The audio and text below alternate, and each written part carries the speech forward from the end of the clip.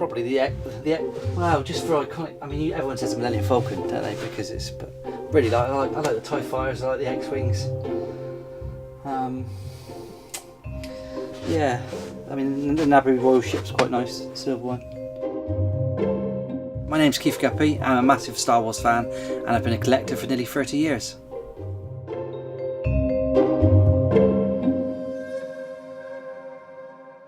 I think I'd be a collector even if it wasn't for Star Wars. I've always collected stuff.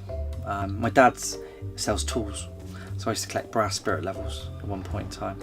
And I was always into toy soldiers and tanks and stuff like that, and Lego and bits and pieces. So I've always been a bit of a collector of one kind or another.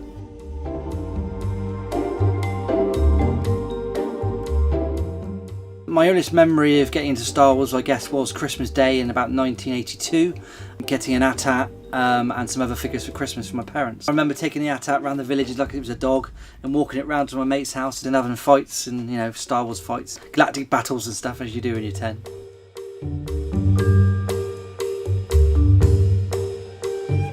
It really just gives me a focus and a hobby and something to look forward to. You know, I spend an hour or so every night looking at stuff on eBay and looking at news on new toys being released.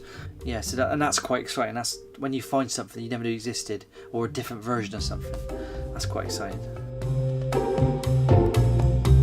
I'm getting the hint that my boys are getting more into it because of the films coming out. They're not mad on it, they're both massively into football. So naturally, sometimes when your parents are into something so much, then you steer away from it. What do you think of your dad's collection? It's not like the odd couple figures, it's like quite a lot of stuff. Bad. Bad? Good then. Oh, right. They're good as gold, they come in here, I can trust them not to touch anything. The boys have got a little bit of Lego, but that's more me kind of enforcing it onto them. Why don't you have some Lego? I'll make it for you. Now don't touch it. Well, I've been with Emma for 10 years. I can't remember when I told her, but she's always been pretty supportive. Sometimes it wanes a little bit. You know, that's probably because she's sick of it all. I kind of thought, well, I either go a bit or I don't on it. I don't know what you're thinking.